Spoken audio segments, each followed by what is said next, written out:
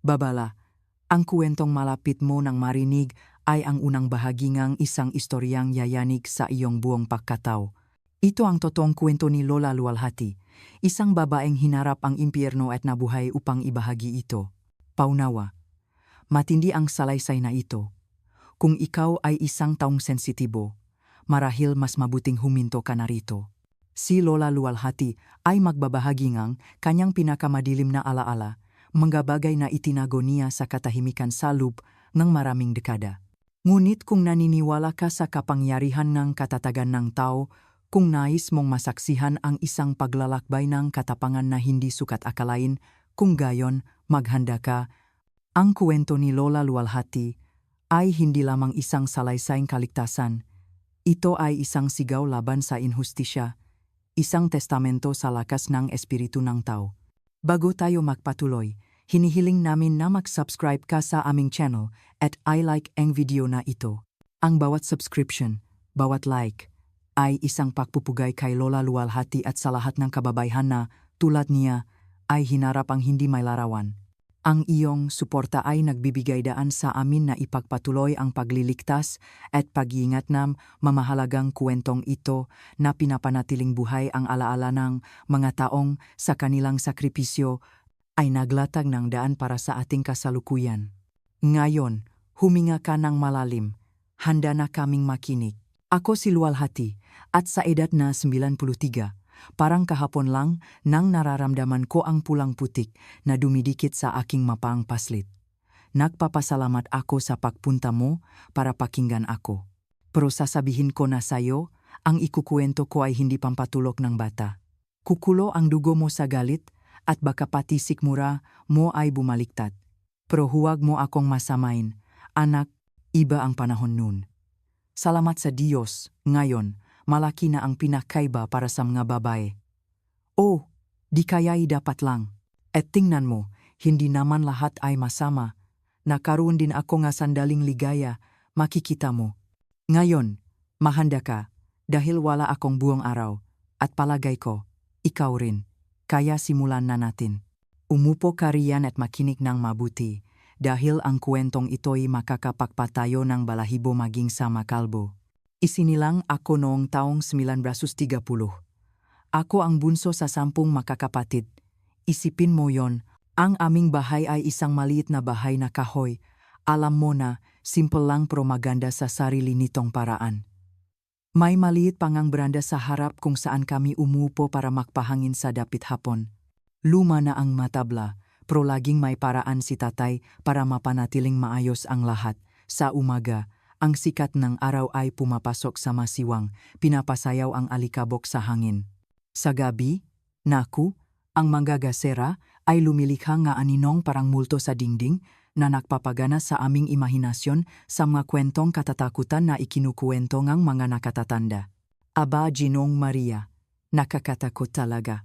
Ang nanay ko, si Carmen, ay maliit na babae, pero ang makamay niya ay kalyo na sa katatrabaho. Laging may hawak na rosaryo sa daliri, tahimik na nagdarasal. Ang tatay ko naman, si Antonio, ay isang matipunong lalaki na tuyot na parang sangangang puno, sunok ang balat sa araw. Mabagsik yon, pero kapag ngumingiti, nabihira naman natutunaw ang puso namin. Hindi madali ang buhay sa bukit, pero may sarili itong ganda. Nagigising kami sa tilaw ng tandang, bago pa man sumikat ang araw. Ang amoy nga papangbarako ay humahalo sa amoy nga kahoy na panggatong sa kalande putik. Kakain kami ngang sinanga na may itlog at didiretso na sa bukit. Naalala ko ang alat sa aking bibig habang nakmamadaling lumunok para hindi mahuli. Sa edad na 6, may hawak na akong asarol. Naku, ang sakit, pero nasanay na rin kami. Nagtatanim kami ng sitaw, mais, kamoteng kahoy. Sa panahon ng anihan, ang matamis na amoy ng sariwang mais ay kumakalat sa hangin, nagpapalaway sa akin. 2 taon lang ako nag-aral, sa isang pansamantalang silid-aralan sa simbahan. Ang guro, si Ginang Santina, ay taga-siyudad na dumating para turuan ng modo ang mga batang bukit. Naalala ko ang amoy ng tisa at ang tunog ng patpat na humahampas sa mesa para makuha ang aming atensyon. Natuto akong bumasa at sumulat. Salamat sa Diyos, Pro hirap na hirap ako, at lagot kami kapag hindi kami natuto. Masyadong istrikta ang guro. Pinapalo niyang ruler na kahoy na mahigit 1 metro ang aming makamay. Ang aming malaro ay simple pero puno ng saya. Tumatakbo kami sa mabukirin, ramdam ang mainit na hangin ng lalawigan sa aming mamukha. Naglalaro kami ngang habulan sa pagitan ng mapunong saging, ang tunong ng aming mahalahak ay umaalingaw-ngaw sa plantasyon. Sa gabi, nakaupo sa may pintuan, nakikinig kami sa mga kamanghamanghang kwento ni Lola Quiteria tungkol sa mga ligaw na kaluluwa at nakatagong yaman. Maraming tao ang hindi naniniwala sa ganitong mga kwento, tatawagin kang sinungaling kapag nakwento ka. Pero ako at ang pamilya ko, marami na kaming naranasan doon sa bukit na iyon, pero hindi ko na yan ikukwento. Naku, ang lola ko, kakaiba yon. Laging nakapusot ang puting buhok, at ang itim niyang mga mata ay tila kayang basahin ang kaluluwa mo. Ang kanyang makulubot na kamay ay naghahanda ng pinakamahuhusay na halamang gamot, at ang kanyang paos na boses ay nagdarasal ng mga orasyong sabi niya ay kayang magpagaling ng kagat ng ahas. Ang pista ni San Juan ang isa sa pinakahihintay na sandaling taon. Nagihaw kami ng may sasiga, ang hangin ay punong-tunong gitara. Ang aming makukulay na damit ay umikot sa gabing pinagliliwanag ng magasiga. Ang tamis ng ginataang mais, naku, napakasarap, pero hindi lahat ay bulaklak. Ang tagtuyot ay walang awa. May mga taon na ang langit ay parang mainit na yero, walang kahit isang ulap. Bumabanganga ang lupa, namamatay ang mga hayop sa uhaw. Naawa ako kapag may nakikita akong patay sa daan. At siyempre, hindi amin ang mayon, mayroon lang kaming mamanok. Sa mga panahong iyon, ang pinakakaraniwang tunog ay ang pagsipol ng hangin sa mga tuyong dahon ng puno. Ang pananampalataya ang kumakapit sa amin. Gabi-gabi, nagro-rosaryo kami bilang isang pamilya. Ang mga Abaginong Maria ay humahalo sa lagitik na apoy sa kalan. Iginugulong ni nanay ang mabutil ng rosaryo sa kanyang mga daliri, humihingi ng ulan, kalusugan, at ang aming kakanin sa araw-araw. Habang lumalaki ako, dumami ang aking maresponsibilidad.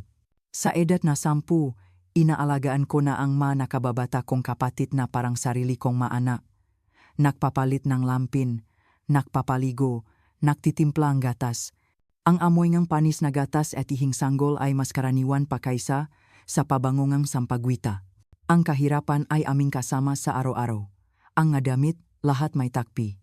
Sa arong palengke, binibilang ni nanay ang mga barya, namimili kung bibili pa ba ang isang dakot ng harina o isang pares ng sinelas para sa kung sinong nakayapa. Pero alam mo, anak, sa kabilang lahat, may pagmamahal sa bahay na iyon.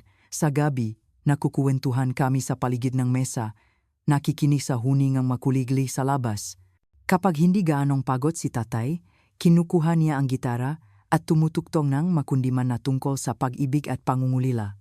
Paminsan-minsan, may ilang pata ng luha ang pumapata mula sa mata ni Lola, pero lagi niyang itinatanggi. Hindi ko akalay na ang panahong iyon, sa kabilang lahat ng hirap, ay ang magiging pinakamasaya sa aking buhay. Ang amoy ng lupa, ang lasa ng bayabas na pinitas sa puno, ang mamanikang gawa sa tuyong dahon ng mais, lahat yan ay nakatago rito sa aking puso. Ngayon, ikukuwento ko sa'yo ang malungkot na bahagi ng aking istorya. Alam mo, nabubuhay kami sa kahirapan na yon, pero kahit paano, makakasama kaming lahat.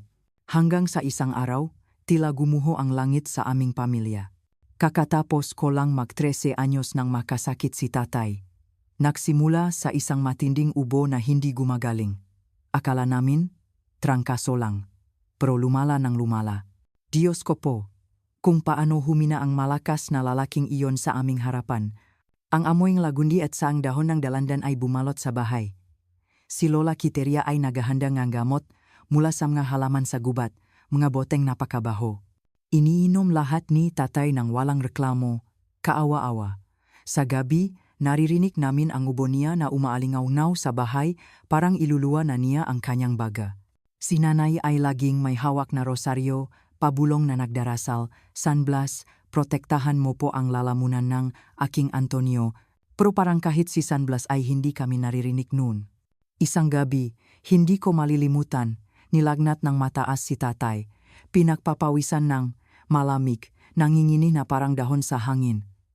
Doon nagpasya si nanay na tawagin ang doktor sa bayan. Isipin mo, kami na halos walang makain, kailangan pang magbayad ng doktor. Dumating ang doktor sakay ng isang lumang kalesa, umalok-alok sa daang lupa. Sinuri niya si tatay at sinabing may pulmonya. Nagreseta ng mga haling gamot na kinailangan naming utangin sa botika. Ang matapang na amoy ng mga tableta ay nakakasuka, pero wala ring nangyari. Nanghina si tatay.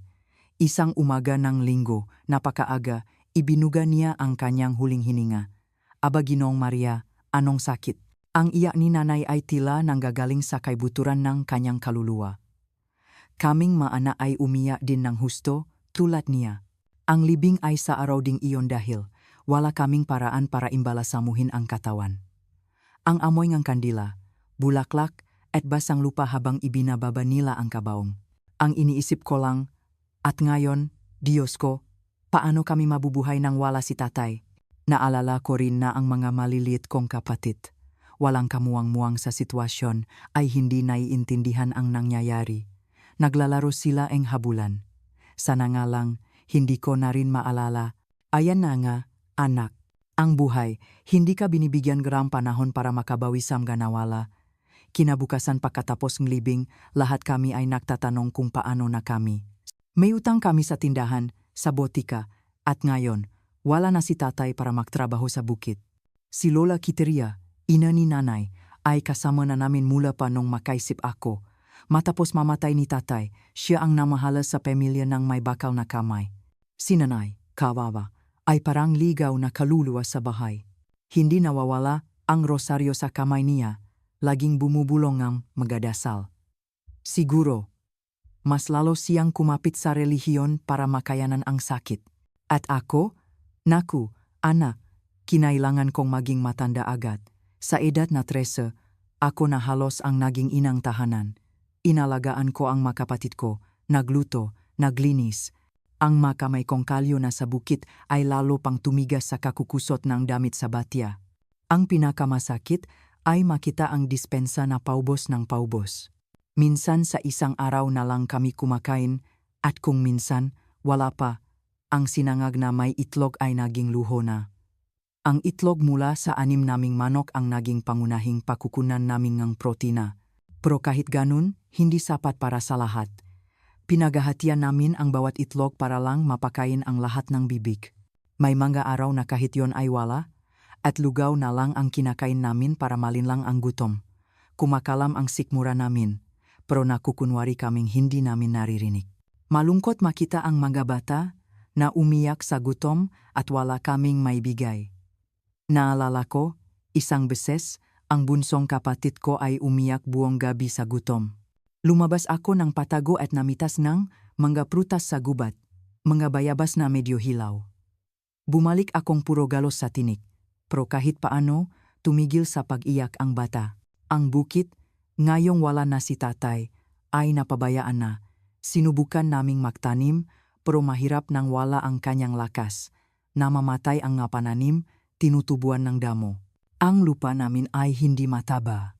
Masakit sa dibdib tuwing dumadaan ako roon na makita ang lahat ng pinahirapan ni tatay na nagiging tiwangwang. Ang makapitbahay, sa simula, sinubukan pang tumulong. Nagdadala ng kung ano-ano, bumibili ng mahalamang gamot ni Lola. Pero hindi nagtagal, lahat ay may kanya-kanyang problema na rin. Alam mo na yon. Sa panahong iyon, nagsimula ako makarinig ng mga bulungan sa bahay. Si Lola Quiteria na kausap si nanay, pinag-usapan ang mautang, ang mataong gustong kunin ang aming lupa. Nakukunwari akong hindi ko naririnig, pero sa loob-loob ko, namamatay ako sa takot.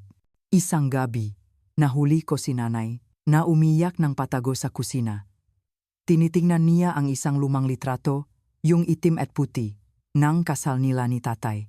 Ay, Antonio, sabi niya sa gitna ng hikbi, paano na kami mabubuhay nang wala ka? Doon ko naintindihan ang laking ang butas na iniwan ni tatay. Hindi lang ang pangungulila. Ito ay ang takot sa hinaharap. Para kaming isang bangkang na anot, hindi alam kung saan patungo. Anak, Itong bahaging kwento ang pinakamasakit isalaysay. Alam mo yung kasabihan na pagkatapos ng bagyo ay may bahaghari? Sa buhay ko, iba. Pagkatapos ng bagyo ngang pagkamatay ni tatay, dumating ang isang buhawi na humablot sa aking pagkabata. Ang sitwasyon matapos mamatay ni tatay ay palala ng palala. Sinusubukan ni Lola Quiteria na pamahalaan ang lahat, pero kahit siya, hindi makagawa ng milagro. Ang nga utang ay dumarami lang. Araw-araw, may dumarating na naniningil. Ang may-ari ng tindahan, ang may-ari ng botika, ang naglalakong nagbenta ng tela para sa aming nga damit. Pati ang may-aring bodega ay nagpapadalang sulat, tinatanong ang masakong harina at sitaw na inutang ni tatay nung taktuyot.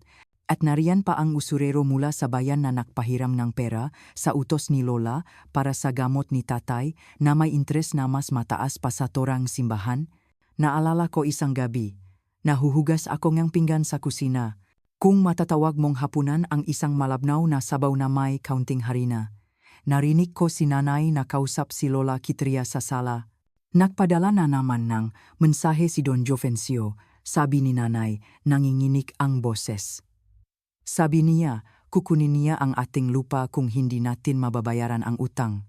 Nun, anak, ang mga haciendero o don ay parang mga hari sa mga lugar na ito. Kung anong gusto nila, nakukuha nila. At si Don Jofencio ang pinakamakapangyarihan sa lahat. Mayroon siyang mahigit 1,000 baka, 3 malalaking hacienda. 1 linggo pagkatapos ng usapang iyon, ang Don mismo ang nakpakita sa aming bahay. Dumating sakay ng isang itim na kotse, yung nga imported, nagiwan ng alikabok sa daan. Siya ay isang matangkat at matipunong lalaki, siguro mga 50 anyos. Nakasuot ng puting suit, sombrero, at may bigoteng mayos ang gupit. Ang matapang niyang pabango ay bumalot sa buong bahay. Nasa labas ako, nagsasampay, pero naririnig ko ang usapan sa bintana. Ang Don ay malumanay magsalita, parang ahas bago tumuklaw. Ginang Carmen, sabi niya kay nanay, naparito ako para mag-alok ng isang panukala na maaring malutas ang lahat ng inyong problema. Nanlamig ang puso ko nang marinig ko ang alok. Inalok ng Don na bayaran ang lahat ng aming utang, hayaan kaming manirahan sa lupa, at bigyan pa kami ng prabuan-buwan bilang kapalit. Gusto niyang kunin ang kapatid kong si Dalisay para maging asawa niya. Birhen Santissima, hinding-hindi ko malilimutan ang eksenang iyon. Nagsimulang umiyak si nanay. Si Lola Quiteria, natahimik lang sa isang sulok, ay tumayo na parang isang leona. 11 taon pa lang ang batang yan, Gino, sigaw niya. Ang Don, hindi man lang natinag. Ngumisi siya at sinabing, nakita ko siya at nagustuhan ko. Ganun dapat. Nagulat si nanay at si Lola. Hindi, sabay nilang sigaw. Si Lola Quiteria, na may tapang na hindi ko pa nakikita dati, ay humarang sa harap ng Don at sinabing, umalis ka rito ngayon din? Ang Don, na may galit sa mukha, ay sumagot. Mayroon kayong hanggang sa susunod na pagbabagongang buwan para magbagongang isip. Kung hindi, lahat kayo ay mapupunta sa kalsada.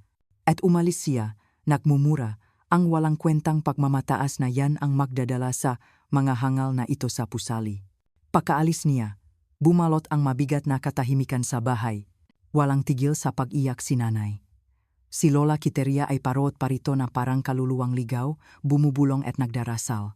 Ang magapatid ko, hindi naiintindihan, pero ramdam nilang may masamang nangyayari. Noon ko ginawa ang pinakamahirap na desisyon sa aking buhay. Nang may bigat sa puso, sinabi ko, ako na lang ang pupunta sa lugar ni Dalisay. Lahat ay napatingin sa akin, gulat. 14 na taon na ako, mas matanda, mas mabuti nang ako kaysa sa kanya. Hinding-hindi ko mapapatawad ang sarili ko kung mapunta tayo sa pusali. Lalo pang umiyak si nanay. Sinubukan akong kumbinsihin ni Lola Quiteria na magbagong isip, pero desidido na ako. Kung may kailangang magsakripisyo para sa pamilya, ako na yon. Isang gabi, tinawag ako ni nanay sa kanyang kwarto. Umupo kami sa kama at hinawakan niya ang aking nga kamay. Luwalhati, anak ko, sabi niya, pulang-pula ang mamata sa kaiyak, naintindihan mo bang wala tayong pagpipilian? Naintindihan ko. Ipagbibili ako na parang isang baka. Niluno ni Lola ang kanyang pakmamataas at naglakad papunta sa hasyendang Don na pumayak sa alo nang hindi man lang ako nakikita. Binigyan ako ngang 1 linggo para maghanda. Naglagay si Lola kiteriangang gadamit ko sa isang balutan ang pinakamagaganda kong damit na hindi naman marami. Nagtahi si nanay araw at gabi para gawan akong ng 2 bagong bestida. Ang makapitbahay, nang malaman, ay nagdala ng regalo 1 suklay, 1 laso, 1 mabangong sabon. Sa bispras ng aking pag-alis, hindi ako nakatulog. Nakatitik lang ako sa kisame ng aking kuwarto, pinakikinggan ang huni ng makuliglig sa labas, iniisip ang buhay na naghihintay sa akin. May takot, siyempre, pero mayroon ding isang hangal na kuryosidad ng isang dalagita. Iniisip kung paano ang manirahan sa isang malaking bahay, magsuot ng magagandang bestida, at magkaroon ng pagkain sa mesa araw-araw. Sa takdang araw, pinasundo ako ngang Don gamit ang kanyang kotse. Hinding-hindi ko malilimutan ang eksena. Si nanay, nakaluhod sa lupa, inaalalayan ni Lola Quiteria. Ang makapatid ko, umiyak. Hindi naiintindihan kung anong nangyayari. Bago ako pumasok sa kotse, hinila ako ni Lola sa braso at isinuksok sa kamay ko ang 1 rosaryong itim ang butil. Ingatan mo ito, anak, bulong niya. Sa pinakamadilim na sandali, poprotektahan ka nito. At huwag mong kalimutan, walang araw na lilipas na hindi kami magdarasal para sa iyong ina. Inihagis ng super ang aking balutan sa likod at binuksan ang pinto ng kotse para sa akin. Nang umupo ako sa upuang katat, nakaramdam ako ng sobrang sikip sa dibdib na akala ko'y mamamatay ako. Nagsimulang umandar ang kotse, at tinitingnan ko sa bintana ang aking pamilya na palit ng palit hanggang sa mawala sa alikabok ng daan. At ganon ako ipinagbili kay Don Jovencio, ipinagpalit sa mautang at pangako. Iyon ang katapusan ng aking pagkabata, at ang simulang isang buhay na hindi ko sukat akalain. Anak, hayaan mong ikuwento ko kung paano ang pagdating sa malaking bahay na iyon. Para akong pumasok sa ibang mundo, isang mundong sa panaginip ko lang nakita o sa makuwento ng guro sa eskwelahan. Isang lupain na walang katapusan. Huminto ang kotse sa harap ng isang bakal na tarangkahan na puro disenyo. Nang bumukas ito, nakita ko ang isang daan na may puting bato na patungo sa bahay. Sa makabilang gilid, may hardin na napakaganda, parang isang pinta. Mga pulang rosas, puting jasmine, at mamakukulay na bulaklak na hindi ko alam ang pangalan. Ang bahay. Aba, Ginoong Maria. Isa itong mansyon na may 2 palapag, puting-puti na may asul na mga bintana at isang balkonaheng umikot sa buong bahay. Para itong mga palasyo sa mga kwentong pambata. Nang bumaba ako sa kotse, nanginginig ang ngabinti ko na akala ko'y matutumba ako. Sinalubong ako ng Don sa pinto. Maligayang pagdating sa iyong bagong tahanan, luwalhati, sabi niya na may ngiting nagpapakilabot sa akin. Naalala kong naisip ko, mukhang nagustuhan niya ako. Pumasok ako, maingat na tumatapak sa sahig na kahoy na sobrang kinis at kumikinang. Ang amoy ng floor wax ay matapang. Sa sala, napanganga ako. May mga muebles na yari sa madilim na kahoy na puro ukit, mga kurtinang gawa sa talang sobrang nipis na parang ulap, at isang chandelier na kristal na nakasabit sa kisame na kumikinang na parang may mga bituin sa loob. Doon ko sila nakita, ang ibang maasawa, 9 na babae, ako ang pang-10. Lahat ay bata at maganda, nakasuot ng magadamit na magaganda na hindi ko pa nakita kailanman. May mga suot silang brots at palamuti sa buhok na mangha ako. Sinabi sa akin ng Don ang pangalan ng bawat isa. May 3 nangangalang Maria, kaya tinawag niya silang mapangalan ng bulaklak para hindi malito. Tiningnan nila ako na may halong kuryosidad at awa. Nalaman ko kalaunan na ang pinakabata sa kanila ay 10 at ang pinakamatanda na nangangalang Josefa ay 21. Sa kanila, napansin kong may 3 buntis. Ang kanilang eleganteng bestida ay halos hindi maitago ang kanilang lumalaking tiyan. Habang ininda ko ang gulat sa daming mga batang asawa, nakarinig akong ngatawanan at masasayang sigaw mula sa hardin sa likod. Pagtingin ko sa bintana, may nakita akong lalong ikinagulat ko, mga bata. May mahigit 10 sa kanila, iba't ibang edad, tumatakbo at naglalaro sa gitna ng mga bulaklak. Ang mga batang lalaki na naka-shorts at puting kamiseta ay nagahabulan, habang ang mga batang babae na nakadelikadong bestida ay naglulubit o naglalaro ng mga manikang napakaganda. Hindi pa ako nakakita ng ganun. Sa isang sandali, ang eksena ay tila normal na parang isang ordinaryong pamilya. Pero napansin ko ang isang istriktang gobernadora na nagbabantay sa mga bata at ang ilusyon ay nabasag. Iyon ang maanak ng Don, mabungang ang kanyang iba't ibang asawa. Namumuhay sa tila karangyaan, ngunit nakakulong sa parehong gintong hawla ng kanilang mga ina. Lumapit sa akin si Josefa. Siya ay isang matangkad na babae na may itim na buhok at berdeng mga mata. Nagsalita siya sa mahinahong boses, maligayang pagdating. Luwalhati, ipapakita ko sa iyo ang lahat. Tinapik akong Don sa likod at sinabing, sumama ka sa kanya, mamaya mag-usap tayo. Habang ipinapakita sa akin ni Josefa ang bahay, lalo akong namangha. Bawat silid na pinapasukan namin ay mas malaki at mas maganda kaysa sa nauna. Dumating kami sa isang silid kainan na may mesa na sobrang haba, kasya ang isang batalyon. At ang kusina, Birhen Santissima, kasing laking buong bahay namin. Puno nga kumikinang na kaldero at isang kalan na parang sa mayayaman lang. Dun, isang napakagandang batang babae, 8 taong gulang siguro, ang lumapit sa amin. May timang buhok, matatalino ang nga mata, inay. Tawag niya, hinihila ang bestida ni Josefa. Tila desperado na parang may gustong sabihin. Pupunta na riyan si inay, anak. Mas mabuting umalis ka na, sabi ni Josefa sa malumanay na boses, pero halatang nailang siya sa presensyang bata. Tiningnan akong bata ng may kuryosidad at nahihiyang bumati. Ang matandang babae na nagluluto ay tumingin ng may pag-aalala, pero nagpanggap na walang nakita at nagpatuloy sa kanyang ginagawa. Pagkaalis ng bata, bumuntong hininga si Josefa at ikinuwento ang kanyang istorya. Sabi niya, mahigit 10 taon na siya ron. Siya ang unang asawang Don at mayroon na siyang 4 na anak dito. Dinala ako rito noong bata pa ako, wala pang 11 anyos. Nagdiwang ako ng kaarawan 4 na araw matapos makarating dito, sabi niya. Ang tingin niya ay may halong lungkot at pagtanggap. Awang ng Diyos. Natigilan ako. Nakaramdam ako ng pagkahilo. Dun ko napagtanto, sa likod ng magandang bahay na iyon, maraming dumi ang nakatago sa ilalim ng alpombra. Isang batang 11 taong gulang, Santissima, eksakto sa edad ng kapatid kong si Dalisay. Nanlamig ang aking likod. Anong klaseng halimaw ang Don na ito? At anong kinabukasan ang naghihintay sa akin sa bahay na ito na mas mukha pang purgatorio? Aba Ginoong Maria, protektahan mo ako.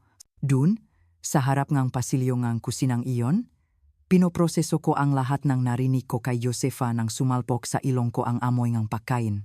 Isang aroma ng mapampalasang hindi ko kilala ang nagpakalam sa aking sikmura.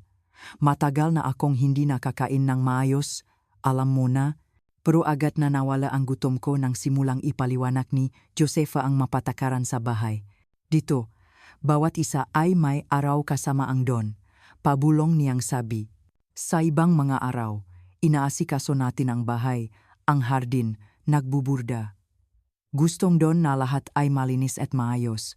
Kapag may hindi ayon sa gusto niya, hindi niya tinapos ang pangungusap, pero sapat na ang tingin niya. Umakyat kami sa ikalawang palapag. Ang pasilyo ay puno ng pinto. Bawat isa ay kwarto ng isang asawa. Ang sa akin ay ang pinakahuli. Nang buksan ni Josefa ang pinto, akala ko'y dinala niya ako sa maling lugar. Sobrang laki. May kama na natatakpan ng malalambot na kumot, isang dambuhalang aparador, at mayroon pang tokador na may salamin. Nariyan ang magabago mong damit, turo ni Josefa sa aparador. Gustong Don na maganda ang ating kaswatan. Halika, tutulungan kitang mag-ayos. Tinulungan ako ni Josefa na maligo gamit ang mga sabong amoy bulala na hindi ko kilala. Nagustuhan ko, hindi pa ako nakaligo sa mainit na dutsa. Sa amin, paligo sa batya lang. Pagkatapos, sinuotan niya akong isang kamisong seda na sobrang nipis, parang hubad ako. Sinuklay niya ang aking buhok at nilagyan pang pulbos ang aking mukha. Para maitago ang takot, pabulong niyang sabi. Sinuotan niya ang aking buhok. Ang puso ko ay kumakaboh ng sobrang lakas na akala ko'y hihimatayin ako. Dinala ako ni Josefa sa pintong kuwartong don. Maging masunurin ka, bulong niya bago ako iwanang mag-isa. Pagpasok ko, ang matapang na amoy ngang pabangongan don ay halos sumakal sa akin. Nakaupo siya sa isang malaking silya, tinitignan ako sa paraang nagpapakilabot sa akin. Halika rito, aking bagong bulaklak, sabi niya sa malumanay na boses na nagtatagong ang kasamaan. Ang sumunod na nangyari. Anak. Naku. Hindi ko alam kung paano ikuwento. Masakit lang alalahanin. Isa akong inosenteng dalagita. Walang alam sa mga ganoong bagay. Sa bahay namin, bihira kaming makakita ng paglalambingan sa pagitan ni na tatay at nanay, isang halik sa nulang na may respeto. Pero ang ginawang don, Diyos ko, wala siyang kahit katiting na konsiderasyon. Ang takot ko, ang luha ko, ang pigil kong sigaw sa unan, walang halaga sa kanya. Para akong isang hayop na kinatay. Ang sakit, ang hiya, ang pandidiri sa sarili ko. Lahat ay nanghalo sa isang paghihirap na tila walang katapusan. Sa matang halimaw na iyon, hindi ako tao. Isa lang akong pag-ari niya, tulad ng gabaka sa pastulan o nga muebles sa bahay. Binili niya ako at gagamitin niya kung paano niya gusto. Naalala kong sinabi niya, relax ka lang para hindi gaanong masakit. Masakit. Sobrang sakit. Hindi lang sa katawan, kundi sa kaluluwa. Naramdaman kong nawawala sa akin ang higit pa sa aking inosensya. Parang may isang piraso sa akin na namatay doon sa kama na iyon. Pagkatapos, tumalikod lang ang don at natulog, humihilik ng malakas na parang baboy. Nandun ako, nakabaluktot, tahimik na umiyak, takot na magising siya. Gusto ko nang umuwi kay nanay, kay lola. Gusto kong bumalik sa aming bahay na kahoy, sa simpleng buhay ko. Mas gugustuhin kong magpalit ng libu-libong lampin kaysa mapunta sa sandaling iyon. Alam mo, anak, sa kabilang lahat ng nangyari, sumisigaw pa rin ang aking katawan sa pangangailangan. Sobrang gutom ko na masakit ang tiyan ko, isang malalim na butas. Pero ang takot, mas malaki ang takot kaysa sa anumang gutom. Nanatili ako sa kama na iyon, matigas na parang kahoy, takot kahit huminga, nang malakas at magising ang halimaw na iyon. Nang akala ko'y sapat na ang oras na lumipas, sinubukan kong tumayo ng dahan-dahan, tahimik na nagdarasal na makalabas ako ron. Pero parang narinig ng demonyo ang aking madasal bago pa man ang Diyos at nagpasyang pagtawanan ako. Biglang namulat ng mata ang don, tinitignan ako na may gutom ng isang hayop. Saan ka pupunta? Aking bulaklak? Ungol niya. Hinila ako pabalik sa kama. At nagsimula muli ang bangungot. Mas malala pa sa una, kung possible man yon. Tila gusto niyang markahan ang bawat piraso ng aking katawan, ng aking kaluluwa, bilang pag-ari niya. Nang sa wakas ay natapos, bumaksak siya sa isang mahimbing na tulog, humihilik na naman. Nang magsimulang pumasok ang unang sinak na araw sa masiwang ng bintana, lumabas ako sa kwartong iyon. Pumasok ako sa dutsa at kinuskos ang aking balat ng sobrang lakas na namula ito. Pero walang epekto. Kahit gaano ako kakuskos, hindi nadadala ng tubig ang pakiramdam na marumi ako sa loop. Nalaman ko sa sandaling iyon na kahit lahat ng sabon sa mundo ay hindi ako kayang linisin. Nagising ako sa gulat. Malalakas na katok sa pinto. Binuksan ko, nanginginig mula ulo hanggang paa. Salamat sa Diyos, si Josefa. Humingi siyang paumanhin, sinabing malakas lang siyang kumatok dahil ang tagal kong buksan at nag-aalala na siya. Sinabi rin niyang kailangan ko ng mag-agahan. Pumunta ako, nang hihina. Sobrang hina ako dahil sa gutom at sakit. Noong umagang iyon, iba ang tingin sa akin ng ibang maasawa. May awa sa kanilang na mata, pero may runding pag-unawa. Lahat sila ay dumaan sa parehong bagay.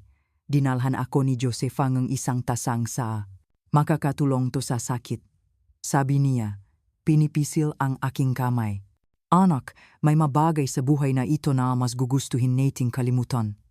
Pero nananatiling nakamarka sa kaluluwa, parang bakal na ipinantatak. Ang naranasan ko sa bahay na don ay isa sa mga iyon. Unti-unti kong natuklasan ang routine sa bahay na iyon at mas nakakabagabag pa ito kaysa sa aking pinakamasamang bangungot. Ako ang pinakabata roon, pareho sa panahon at edad. Ako ang laging pinapatawag ng Don. Tinatawag niya akong kanyang pinakasariwang bulaklak, nga salitang nakakasuka. Tuwing may isang utusan na susundo sa akin, sinasabing gusto akong makitang Don, bumabaliktad ang sikmura ko na parang nakalunok ng palaka. Ang kwarto niya ay isang lugar na nagbibigay sa akin ng bangungot. Amoy pinahalong mamahaling pabango, lumang pawis, tabako at alak. Ang makurtina, laging nakasara, na nagiwan sa lahat sa isang dilim na tila lalamunin ka. At naroon siya, nakaupo sa silyang katat. Tinitingnan ako na parang isang gutom na lobo. Kapag hinahalikan niya ako, ang matapang na lasa ng tabako ay pumupuno sa aking bibig. Isang mapait na lasa na nanatili sa loob ng maraming araw. Kahit ilang beses akong magsipilyo, hindi nawawala. Walang kahit katiting na kabutihan sa katawan ng Don. Walang pakialam sa aking takot, sa aking mga tahimik na luha na bumabasa sa unan. Para sa kanya, isa lang akong bagay na binili niya. Ginagamit niya ang aking katawan kung paano niya gusto. Walang pakialam kung nasasaktan ako o hindi. Pero ang pinakamasasamang gabi, Aba Ginoong Maria, ay kapag nagpapasya siyang baguhin ang menu, tulad ng sabi niya na may nakakadiring ngiti. Paminsan-minsan, pumipili ang Don higit sa isang asawa para samahan siya. Sa mga gabing iyon, doble ang takot. Pinag-ayos niya kami, pinagsusuot ng mamanipis na bestida na mas marami pang ipinapakita kaysa itinatago. Tapos, pinainom kaming lambano, yung matapang na itinatago niya sa isang boteng kristal. Para uminit ang dugo niyo, para maging mas masigla kayo, sabi niya, pinagtatawanan ang aming mamukhang nandidiri. Ang lambanog ay bumababa na parang apoy, nagpapahilo sa ulo at nagpapasama ng tiyan. Pero kailangan naming uminom, kung hindi, mas malala ang parusa. Nakakita na ako ngang higit sa isang babae na hinagupit ng sinturon dahil tumangging uminom o dahil sumuka pagkatapos. Naalala ko isang gabi. Tinawag niya ako kasama si Josefa. Matagal na siya roon, alam na niya kung paano ang takbo ng mabagay. Tiningnan niya ako na may halong awa at pag-resign habang iniinom namin ang lambanok na isinilbi ng Don. Ngayon, mga manika ko, magsaya tayo. Sabi niya, ang nga mataye kumikinang sa paraang nanlamig ang aking kaluluwa. Pinapagawa niya kami ng mga bagay sa isa't isa, mga bagay na hindi ko alam na umiiral. At nandun lang siya, nanonood, tumatawa, naguutos. Tapos, sasali siya, para kaming mapapit sa kanyang mga kamay, walang sariling kaluwaban. Ang pinakamasama ay pagkatapos. Ang hiya, ang pandidiri sa sarili. Ang pagkakasala, kahit alam naming hindi namin kasalanan, na lahat ay pilit sa ilalim ng banta na ipapapatay ngang Don ang aming mapamilya. Niyakap ako ni Josefa pagkatapos, tahimik na umiyak. Isang araw, matatapos din to, bata, bulong niya, pero nakita ko sa kanyang mamata na kahit siya, hindi naniniwala. Kinaumagahan, mahirap makatinginan. Lahat doon ay dumaan narito. Para kaming may tahimik na kasunduan, nadamayan ang isa't isa ng walang salita. At hindi lang yan. Gusto rin kaming hiyain ng Don sa ibang paraan. Minsan, pinaglalakat niya kami ng walang damit sa bahay sa harap ng mga katulong. Sa ibang pagkakataon, pinipilit kaming magsilbi sa kanya at sa kanyang makaibigan sa mahandaan, suot ang mga damit na parang basahan sa sobrang ikli at lawak ng neckline. Isang kahihiyang walang katulad, anak, para kaming mas mababa pa sa tao. Gustong-gustong Don na ipakita kami sa iba na parang makatropeo. Sa mga handaan, ipinagmamayabang niya sa kanyang makaibigang hatyendero, tingnan ninyo kung anong maganda ang mayroon ako rito, sabi niya, hinahaplos kami na parang makabayong pangkarera. Pero isang bagay ang hindi niya pinapayagan, walang sinuman ang maaring humipo sa amin. Para kaming mamahaling bagay na hindi maaring hawakan ng iba, siya lang ang maaring gumamit. Siguro, nagtatanong ka, teka, paano naman ang mga bata? Paano sila sa gitna ng lahat ng ito? Siguro kasinungalingan lang matandang ito. Ayan na nga, anak, ang mga bata. Isa pa yung pagdurusa para sa amin. Ayaw ngang doon na makita o marinig ang mga bata sa paligid ng bahay. Sabi niya, nakakaabala sa kanyang manegosyo at kaligayahan. Kaya nagpagawa siyang isang hiwalay na lugar, malayo sa pangunahing bahay, para itong ibang mundo. Doon nakatira ang lahat ng mabata, mula sa masanggol hanggang sa mas malalaki. Ang mababaeng buntis ay doon din nananatili. May 3 matandang babae na nag-aalaga sa kanila, mga babaeng tiwalangang doon, piniling mabuti, walang nakakalusot sa kanila. Bawal lumabas ang mabata ron at maglakat-lakat sa property pagkatapos ng 8:00 ng gabi. Sabi ng Don, ayaw niyang may mga batang gumagala sa bahay kapag may mga bisita siya. Nakakaduwang na puso. Ang maina ay maaari lang makita ang kanilang maanak sa takdang oras, laging binabantayan, may mainang. Sinubukang labagin ang patakarang ito. Tumakas sa gabi para makita ang anak. Pero nang matuklasan ng Don, Aba Ginoong Maria, ang parusa ay napakalaki kaya wala nang nangahas pang sumubok. Ang kaawa-awang babae ay nanatili sa kama ng ilang araw, puro pasa. Ganun ang buhay sa bahay na iyon. Isang impyerno para sa mga matatanda at isang hindi tiyak na hinaharap para sa mga bata. Lahat ay kontrolado ng kagustuhan ng demonyong iyon na nag-aakalang siya ang mayari hindi lang ng lupa kundi ng buhay ng lahat doon. Si Don Jovencio ay hindi ordinaryong tao. Nagmula siya sa isang angkan ng mga hasyendero na ilang henerasyon na. Ang lolo niya ay nagahari na sa malupaing iyon mula pa noong panahon ng mga Kastila at pinalaki lang ng tatay niya ang kapangyarihan ng pamilya. Lumaki si Jovencio na naniniwalang ang mundo ay pag-ari niya, na ang matao ay parang mabaka pag-ari na gagamitin at itatapon ayon sa kanyang kagustuhan. Siya ay matangkat, malakas, laging nakaputing suit at sombrero. Ang kanyang mga mata ay malamig na parang ahas at kapag ngumingiti siya, nagpapakilabot sa amin. Halos 10 anyos na siya, pero may lakas ng isang toro. Sabi-sabi sa rehiyon, may kasunduan siya sa demonyo sa sobrang kalupitan. Hindi kinikilala ni Don Jovencio ang batas. Para sa kanya, ang batas ay kung ano ang sinasabi niya. Binibili niya ang hukom, sinusuhulan ang hepe ng pulis. At kung sinumang mga has na kumalaban sa kanya ay bigla na lang nawawala. Nagbubulungan ang mataw tungkol sa mga bangkay na nakalibing sa kanyang mahatyenda, pero walang sinumang naglakas loob na mag-imbestiga. Itinuturing niya ang mga babae at bata sa bahay na parang mga buhay na laruan. Ginagamit, inaabuso at itinatapon kapag nagsawa na. Ang matatandang asawa na hindi na niya gusto ay ipinapadala sa isang malayong bahay malayo sa kanyang paningin para silang hindi na umiral. Ito ang asawang nauna pa kay Josefa. Zuverte Panila, ang masama pa, samga tagalabas, nagpapanggap siyang isang relihiyoso at mapakawang-gawang tao. Nagsisimba tuwing linggo, nagdodonate sa simbahan, nagbibigay ng limos sa mga mahihirap sa harap ng lahat, pero alam namin ang totoo, sinasabi na kahit ang pari ay takot sa kanya. Sa likod ng maskarangang, isang mabuting tao ay may isang halimaw na nasisiyahan sa pagdurusa ng iba. At hindi lang sa aming bahay niya ginagawa iyon. Mayroon siyang ibang hasyenda, ibang malugar kung saan nag-aalaga siyang mababay at bata, para siyang nagtayo ng isang pribadong kaharianang lagim na kumalat sa buong rehiyon. Ang taong iyon ay ang personifikasyon ng kasamaan. At kami, kaawa-awa, ay nakakulong sa kanyang makuko, nabubuhay araw-araw na may takot sa kung ano ang maari niyang gawin. Lumipas ang panahon at lalo akong nawalan ng laman sa loop. Parang may isang piraso sa akin na namamatay araw-araw. Nakikita ko rin itong nangyayari sa iba. Ang ilan, tulad ni Josefa, ay tila natanggap na ang kanilang kapalaran.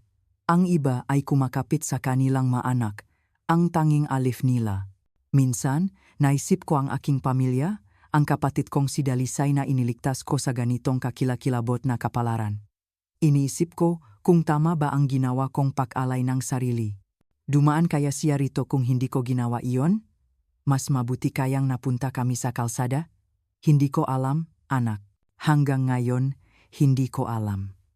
Ang alam ko lang, bawat araw sa bahay na iyon ay isang pakikibaka upang hindi mabaliw. Hanggang sa isang araw, nagbago ang lahat para sa akin. Sa simula, hindi ko napansin. Sanay na ako sa pagdurusa kaya hindi ko na pinapansin ang sarili kong katawan. Ang ibang mga babae ang nagsimulang maginala. Si Josefa, na ilang beses nang dumaan dito, ang unang nakapansin. Luwalhati, tawag niya sa akin isang araw nang kami lang dalawa sa kusina. Iba ka na, bata. Mas malakas ka nang kumain. Di ba? At nasusuka ka sa umaga.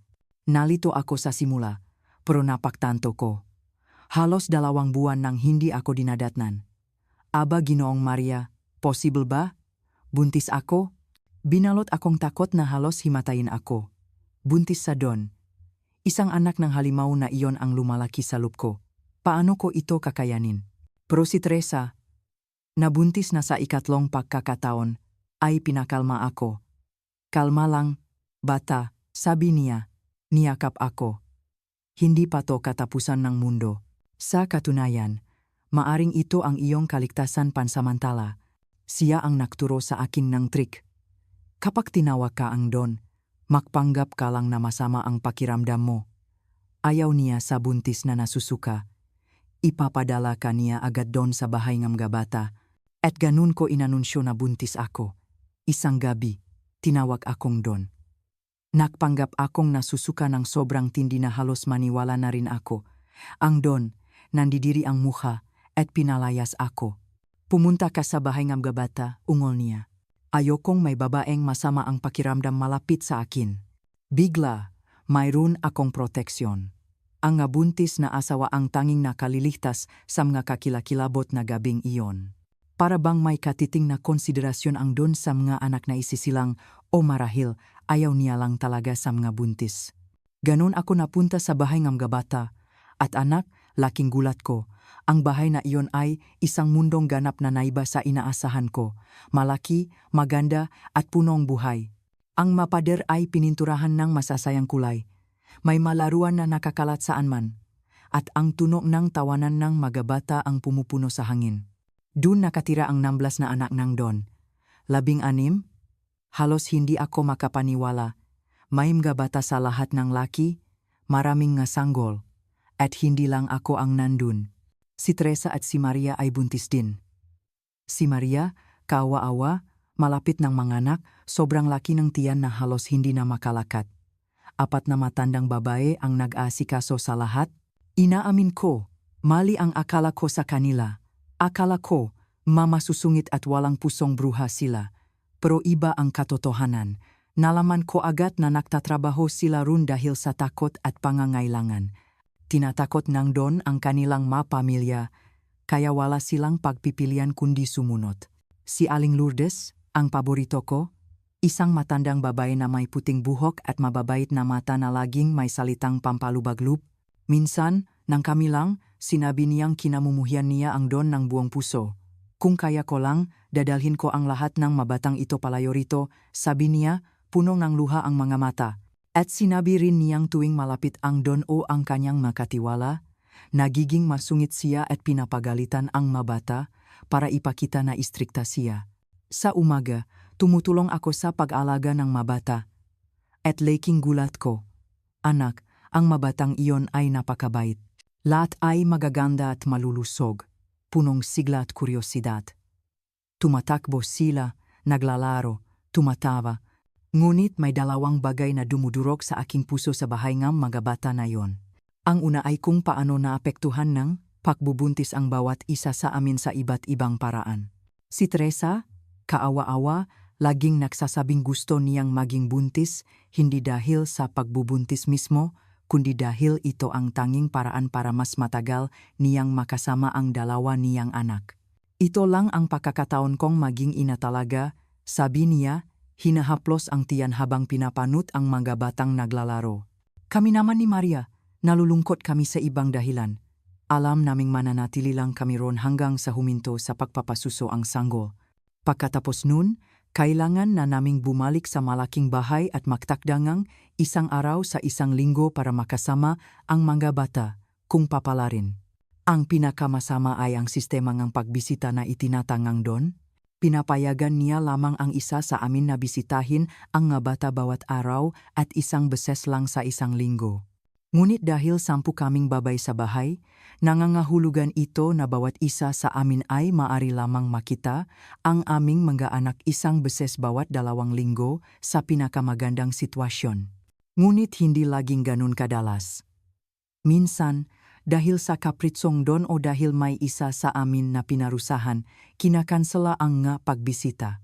Ako, na buntis sa unang pagkakataon, ay pinapanot ito ng may bigat sa puso, alam na ito rin ang magiging hinaharap ko. Nakikita ko ang desperasyon sa mata ng ibang mga ina. Binibilang ang mga araw hanggang sa susunod na pagbisita. Ikinuwento sa akin ni Josefa na minsan, halos 1 buwan siyang hindi nakita ang kanyang mga anak. 1 buong buwan. Nang sa wakas ay dumating ang araw niya, halos hindi siya makatulog sa pananabik noong gabi bago. At ang pinakamalungkot ay makita kung paano naapektuhan ng paghihiwalay na ito ang mga mas batang anak.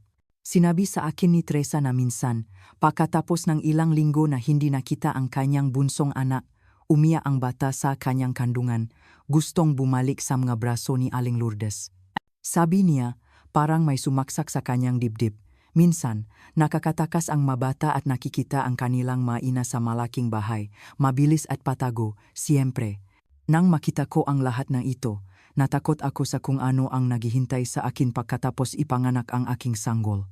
Ang malupit na sistemang ito ay nagdulot sa aming lahat na mamuhay sa patuloy na pag-alala. At sinabi ko sa iyo na may 2 malungkot na bagay doon, di ba? Ngayon, sasabihin ko sa iyo ang isa pa. Anak, malungkot makita kung paano tinatratong doon ang mabatang iyon o mas mabuti, kung paano niya sila hindi tinatrato. Ang mga inosenteng bata ay laging nagtatanong tungkol sa kanilang ama. Nasaan si tatay? Tanong nila na may magamatang puno ng pag-asa. Kailan tayo bibisitahin ni tatay? Hindi namin alam kung ano ang isasagot. Paano mo ipapaliwanag sa isang bata na ang sarili nilang ama ay ayaw silang makilala? Si Aling Ernestina, ang pinakamatanda sa bahay na mahigit 30 taon na roon, ay minsan nagkwento sa amin sa mahinang boses na parang nagbubunyag ng isang mapanganib na lihim. Sinabi niya na ang itinuturing lamang ng don na tunay na mga anak ay ang gapanganay mula sa kanyang 2 naunang kasal. Yung gayon, sabi niya, itinuturing niyang tao. Binibisita paminsan-minsan, pinag-aral sa mamahaling kolehiyo sa Maynila, inihahanda para magmana ng galupain. Nangilit ang luha sa kanyang mga mata nang magpatuloy siya. Pero ang mga batang ito rito, para sa kanya, mga numero lang sila, mga piyesa sa kanyang laro. Ikinuwento niya na paminsan-minsan, mabilis na bumibisita ang don sa bahay ng mga bata. Darating na napaka-formal, mamimigay ngang ilang mamahaling laruan, magpapakuha nga litrato para ipakita sa mga kaibigan kung gaano siya karesponsableng ama. Pero napapansin namin na walang pagmamahal sa mga kilos na iyon. Lahat ay pakitang tao lang para mapanatili ang kanyang imahe. Wala siyang kahit katiting na pakiramdam para sa mga batang ito, bulong ni Aling Ernestina, tumitingin sa paligid para masigurong walang ibang nakakarinig. Para sa kanya, paraan lang ito para ipagyabang sa ibang nga haciendero para ipakita kung gaano siya kapangyarihan. Tingnan niyo kung gaano karami ang anak ko, na parang nga baka. Ang pinakamasakit ay makita ang pag-asa sa mamata nga mga bata kapag dumarating ang don. Tumatakbo sila sa kanya, gustong mapansin, humihingi ng pagmamahal ng isang ama, pero halos hindi niya sila tinitiknan. Hahaplusin ang ulo ng isa o 2, nang hindi man lang alam ang pangalan at agad na aalis, mag-iwan ng magabasak na puso at pangarap. Nakakadurog ng puso na makita ang magabatang iyon na lumalaking ganun, alam sa kaibuturan na ang sarili nilang ama ay walang pakialam sa kanila. Naniniwala akong nagtatanong ka na kung bakit hindi ako tumakas, di ba? Naku anak, hindi dahil sa ayaw ko. Ang totoo, ang hacienda na iyon ay parang isang kulungan, pero walang nakikitang pader. Saan ka man lumingon, may mga katiwala, mga lalaking nakasimangot at may mapanganib na tingin. Nagbabantay sila sa mga pasukan at labasan ng hacienda araw at gabi. Kahit isang langgam ay hindi makakalusot nang hindi nila napapansin. Para makaroon ka ngang ideya kung gaano kahigpit ang seguridad, ang don mismo ay hindi lumalabas mag-isa. Bukod sa laging may dalang baril na ginagawa niyang isyu na ipakita sa baywang para makita naming hindi siya nagbibiro, mayroon siyang dalawang katiwala na parang anino niya. Sumasama saan man, laging alerto, handa sa anumang mangyari. At hindi lang yan. May malupit na sistema ang Don para panatilihin kaming sunod-sunuran. Tuwing may nagre-rebelde o nagtatangkang tumakas. Nariyan si Carmen, nanginginig na parang dahon, ang mukha'y may marka ngang sampal. Hinawakan siyang Don sa buhok, ipinaparada na parang isang tropeo na may nakakadiring ngiti. Ipinahayak niya sa lahat, sinadya kong padalhan ng bisita ang mamagulang ni Carmen para lang ipaalala sa kanila kung gaano kahalaga na manatili siya rito sa amin. Sa sandaling iyon, parang nadurok ang puso ko. Gusto ko si Carmen. Nakaroon kami nga espesyal na pagkakaibigan marahil dahil sa isang kakaibang pagkakataon na natuklasan namin. Tingnan mo, si Carmen ay kapangalan ng nanay ko. At mas nakakatawa pa, lagi niyang sinasabi na dala-dala ko ang pangalan ng nanay niya, si Aling Luwalhati. Sobrang pagkakataon. Diba? Minsan, iniisip namin kung paano kung nakakilala kami sa ibang sitwasyon, malayo sa impyernong iyon. Naging makaibigan kaya kami? Makakilala kaya ang aming maina? Isang laro lang na ginagawa namin para subukang kalimutan, kahit sandali, ang malupit na realidad. Nang makita ko si Carmen sa ganong sitwasyon, hinamak sa harap ng lahat, alam na ang kanyang pamilya ay tinakot. Iyon ang isa sa pinakamahirap na sandaling naranasan ko ron. Sa araw na iyon, naramdaman kong namatay ang isang bahagi ng aking pag-asa. Kung kahit si Carmen, na napakatapang, ay hindi nakatakas, anong sansa namin? Isang araw, dinala ang katiwala ang Don ang isang panyong kulay kape na punong dugo.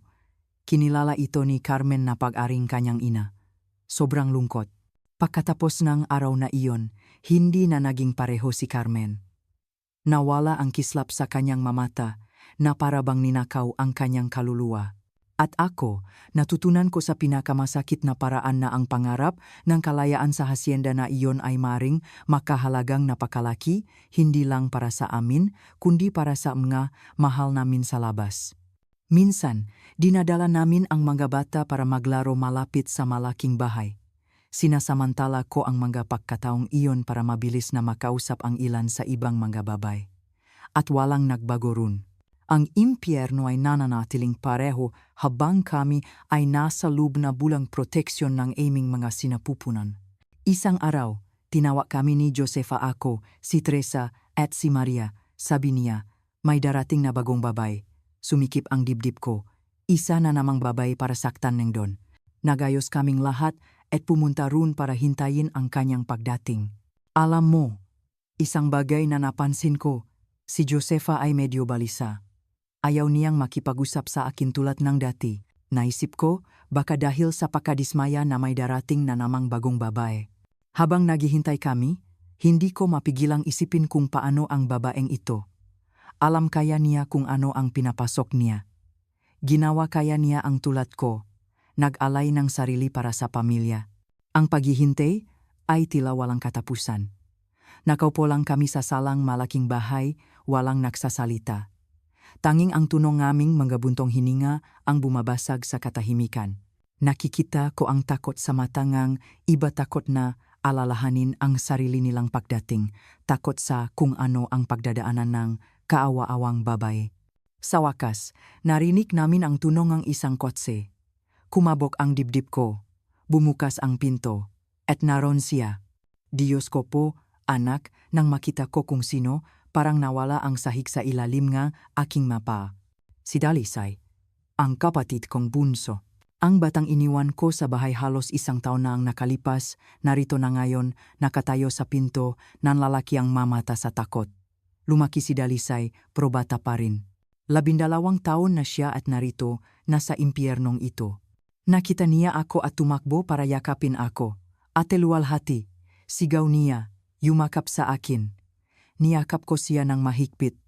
Ramdam ang ngaluhang dumadaloy sa aking pisngi, gulat na gulat. Pumasok ang Don sa likod niya, na may nakakadiring ngiti sa mukha. Sorpresa, Luwalhati, sabi niya. Naisip kong magugustuhan mong makasama ang iyong kapatid. Sa sandaling iyon, Parang sumabog ang isang bagay sa loob ko. Lahat ng takot na naramdaman ko sa kanya ay naging isang bulak na galit. Walang pag-aalinlangan. Binitawan ko si Dalisay at sinampal ko ng buong lakas ang mukha niya. "Halimaw ka," sigaw ko. "Hayaan mo ang kapatid ko." Nawala ang ngiti sa mukha niya. Ang kanyang mamata ay nanlamig na parang ahas na handang tumuklaw. Sa isang mabilis na kilos, sinampal niya ako ng sobrang lakas na nakakita akong ngabituin. Nalasahan ko ang dugo sa aking bibig at pagkatapos, kadiliman. Nang magising ako, nasa bahay na ako ng bata, nakahiga sa isang kama. Si Aling Jusara ay nasa tabi ko, pinupunasan ng basang tela ang aking noo. "Kalma lang, bata," bulong niya nang sinubukan kong bumangon. "Kailangan mong magpahinga. Isipin mo ang sanggol." Kumikirot ang aking ulo at sobrang sakit ng aking mukha na halos hindi ako makapagsalita. Pero ang tanging nasa isip ko ay si Dalisay. "Ang kapatid ko," bulong ko. "Nasa malaking bahay siya," sagot ni Aling Jusara na may lungkot sa boses. "Wala tayong magagawa ngayon. Kailangan mo munang gumaling." Ipinikit ko ang aking mamata at umiyak. Pakiramdam ko'y mas wala akong magawa kaysa dati. Sinubukan kong protektahan ang aking kapatid. At nabigo ako.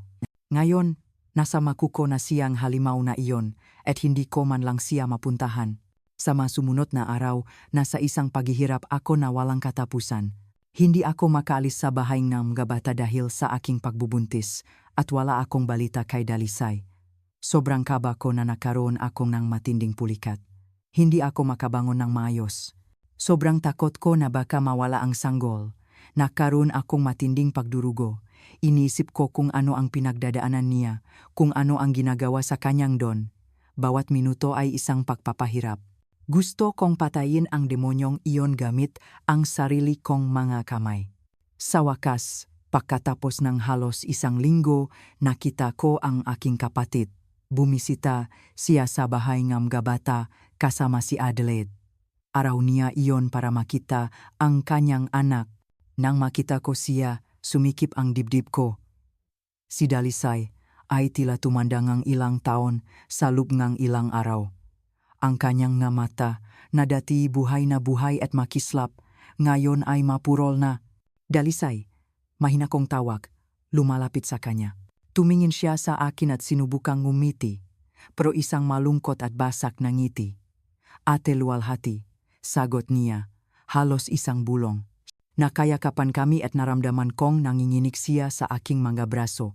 Naramdaman ko ang kanyang maliit na puso na kumakabog ng sobrang bilis. "Patawarin mo ako," sabi ko, umiyak.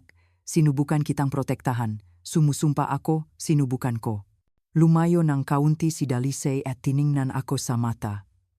"Hindi mo kasalanan, Ate Luwalhati," sabi niya.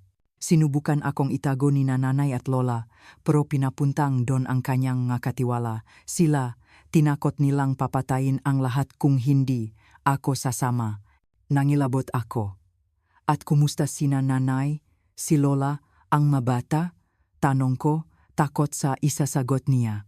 "Wasak si nanay, walang tigil sa pag-iyak," sagot ni Dalisay, nanginginig ang boses. "Si Lola Quiteria, sinubukan niya akong ipagtanggol.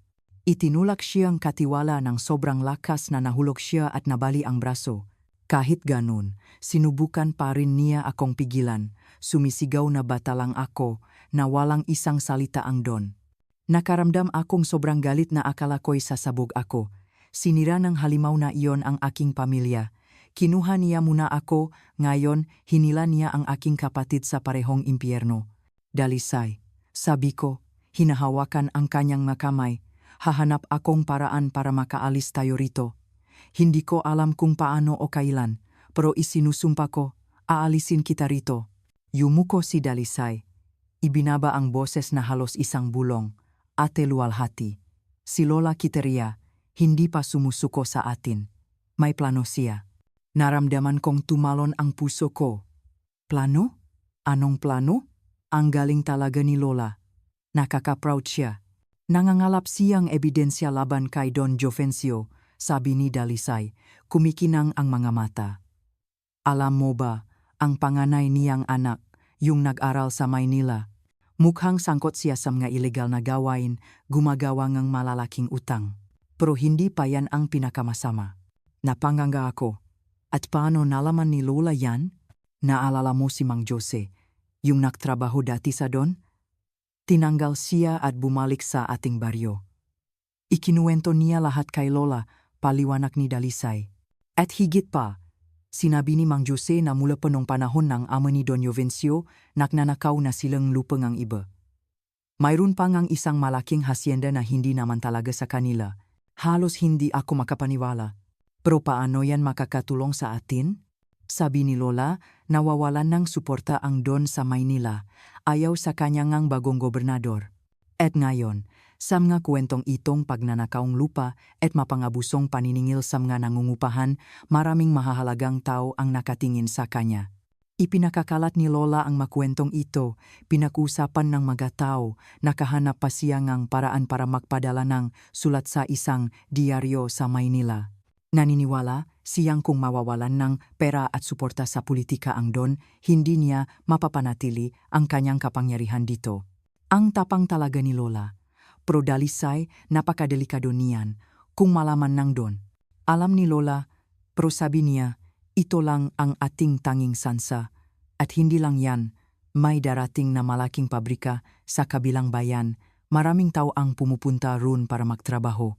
Sabi ni Lola, babaguhin nito ang lahat. Hindi na makakapagutos ang Don kung paano niya gusto. At luwalhati, pinisil ni Dalisay ang aking kamay, pinapasabi ni Lola na magmatiyak tayo. Kung maksimulang bumagsak ang mabagay para sa Don, iyon na ang ating pagkakataong tumakas. Kailangan nating maging handa. Niyakap ko ang aking kapatid. Nakakaramdam ng takot at pag-asa. Hindi ko alam kung ano ang mangyayari. Pero sa unang pagkakataon sa mahabang panahon, naramdaman kong baka lang, mayroon kaming pagkakataong makaalis sa impyernong iyon. Sige, Dalisay, bulong ko. Magiging alerto tayo. At naway protektahan ng Diyos si Lola Quiteria. Noong gabing iyon, nakahiga sa kama, hindi ako makatulog. Umiikot sa isip ko ang lahat ng sinabi ni Dalisay. Bigla, may naisip ako. Kinaumagahan, pakasikat pa lang ng araw, hinanap ko si Aling Lourdes. Lagi siyang mabait sa akin. Naisip kong mapagkakatiwalaan ko siya. Tinawag ko siya sa isang sulok at ikinuwento ang lahat ng alam ko. Sinabi ko ang plano ni Lola Quiteria, ang ebidensya laban sa Don, kung paano maaring makbago ang mabagay. Nakikinig si Aling Lourdes, nanlalaki ang magamata, walang imik. Nang matapos ako, nanatili siyang tahimik ng ilang sandali, na parang pinoproseso ang lahat. Pagkatapos, na may luha sa mga mata, hinawakan niya ang aking makamay at sinabing, "Anak, hindi mo alam kung gaano kalaki ang kahulugan nito. Ang malaman na may mga taong lumalaban para sa atin sa labas." Nagbibigay ito sa akin ng pag-asa na matagal ko nang hindi naramdaman. Doon nagkaroon ng ideya si Aling Lourdes. Mapanganib, pero maaring ito na ang aming tanging pagkakataon. Sinabi niyang malapit siyang kaibigan ng ibang mababae na nag-alaga sa bahay ngang mabata at mapagkakatiwalaan niya sila. Iminungkahi niyang sabihin din namin sa kanila para bumuo ng isang network ng impormasyon sa pagitan namin. Sa simula, natakot ako. Paano kung may maksumbong sa Don? Pero tiniyak sa akin ni Aling Lourdes na kinamumuhian din nga babaeng iyon ang Don. Nananatili lang sila roon dahil tinatakot niya ang kanilang mga pamilya. Unti-unti, ikinuwento namin sa lahat ng mga asawa ang Don na bumibisita sa kanilang maanak. Laging isang bulong dito, isang patagong usapan doon. Kailangan naming mag-ingat para walang tagalabas na maginala. Ang makita ang pag-asa sa mga mata ng mga babaeng iyon ay isang bagay na hinding-hindi ko malilimutan. Ang ilan ay umiyak sa tuwa dahil lang sa malaman na may lumalaban para sa kanila sa labas. Ang iba ay natatakot, pero kahit ganun, gusto pa ring tumulong. Si Lola Quiteria ay nagiging isang bayani ng hindi man lang niya alam. Ang plano ay simple. Ipapasa namin ang impormasyon sa isa't isa. Anumang balita tungkol sa Don, anumang pagbabago na mapapansin namin, lahat ay ibinabahagi. Ang tatlong matandang babae na nagtatrabaho sa bahay ng mga bata ay may 2 araw na pahinga bawat buwan. Maari silang umuwi sa kanilang mga pamilya at mawawala ng 2 araw. Doon ako nakaroon ng isa pang ideya. Ibinigay ko ang aming tirahan kay Aling Lourdes at hiniling na hanapin niya ang aking lola sa susunod niyang pahinga. Natakot si Aling Lourdes sa simula. Paano kung mahuli ako? Tanong niya. Pero nagmakaawa ako. Sinabi kong ito lang ang tanging paraan para malaman ng pamilya ko kung kumusta kami ni Dalisay. Pumayag din siya. Sa mga sumunod na araw, halos hindi ako mapakali sa pananabik. Hindi ako makapaghintay na bumalik si Aling Lourdes mula sa kanyang pahinga. Kumakabog ang dibdib ko, naghihintay ng balita. Sa wakas, dumating siya.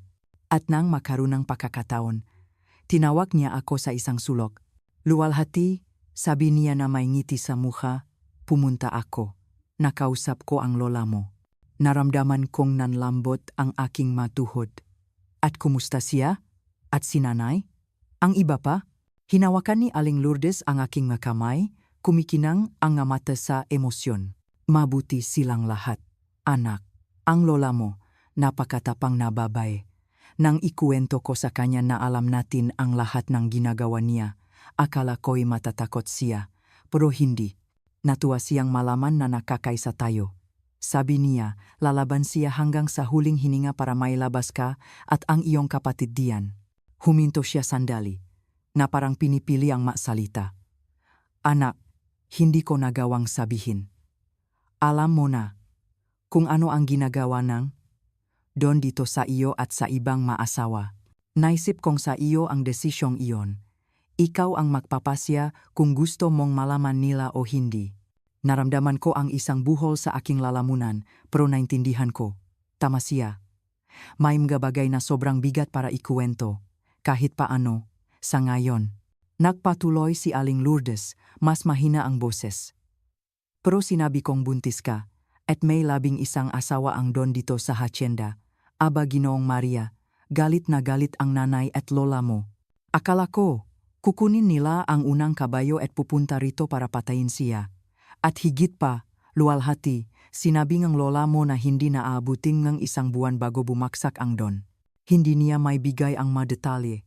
Sabi niya, delikado. Pero sinabi niyang magtiis lang tayo. Dahil malapit na ang kalayaan. Naramdaman kong bumilis ang tibok ng puso ko. 1 buwan. Napakatagal at napakaikli rin.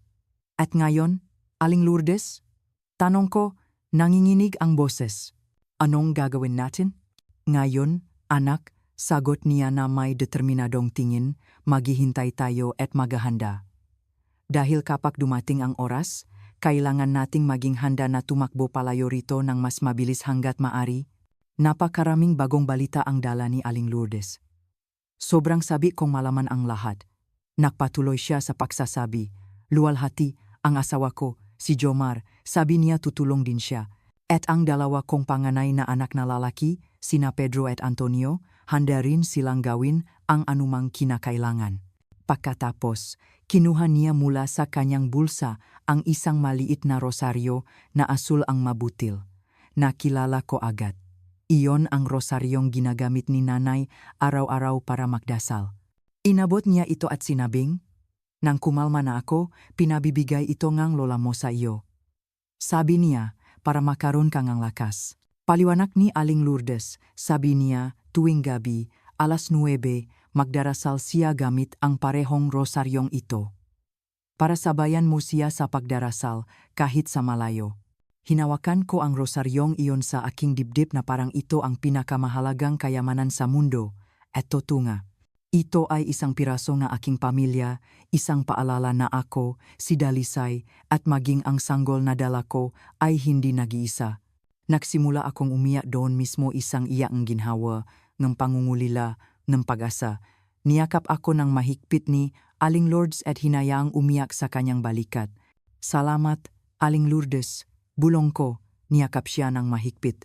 Salamat sa lahat. Noong gabing iyon, 9:00, nagdasal ako gamit ang aking rosaryo ng may higit na pananabik kaysa dati. Hindi lang ito isang dasal. Ito ay isang pasasalamat at isang pangako. Pangako na anuman ang mangyari, hindi ako susuko. Para sa aming lahat na nakakulong sa impyernong iyon, lalaban ako hanggang sa huli. Lumipas ang panahon at lalo pang lumaki ang aming network. Alam namin ang lahat ng nangyayari sa hacienda kung kailan umaalis ang Don, kailan bumabalik, sino ang bumibisita. Ganun namin nalaman na ang panganay na anak ng Don ay nasangkot sa isang malaking gulo sa Maynila. Tila mayroon siyang mautang sa sugal at ngayon ay may utang sa mamapanganib na tao. Nalaman din namin na isa sa pinakamatagal na katiwala ng hacienda ay naaresto sa bayan. Nahuli siyang sinusubukang suhulan ng isang hukom para lang iligtas ang anak ngang amo sa kulungan. Gumastos ng malaking halaga ang Don para pagtakpan ang kaso. Ang magasumunod na araw ay punong tensyon. Ang Don ay parang isang hayop na na-corner, sumisigaw sa lahat sa anumang maliit na bagay. Ang ibang magatiwala ay laging alerto, binabantayan ang bawat sulok ngang hacienda na parang naghihintay ngang isang pag-atake. Ramdam namin sa hangin na nagbabago na ang mga bagay. Para bang may paparating na bagyo, handang bumuhos sa aming mga ulo. Lahat ay naglalakat na parang sa itlog, takot na maging susunod na target ng galit ng demonyong iyon. Pero bawat balitang tulad nito ay parang isang hiningangang pag-asa para sa amin. Nakikita naming nagsisimula ng makabitak-bitak ang kapangyarihan ng Don. Hindi na ito ang hindi matitinak na kuta na akala namin. Nakikita ko pa rin si Aling Lourdes, maputla na parang kandila, nanginginig mula ulo hanggang paa nang tawagin niya ako. Ang kanyang boses ay pautal-utal na bulong.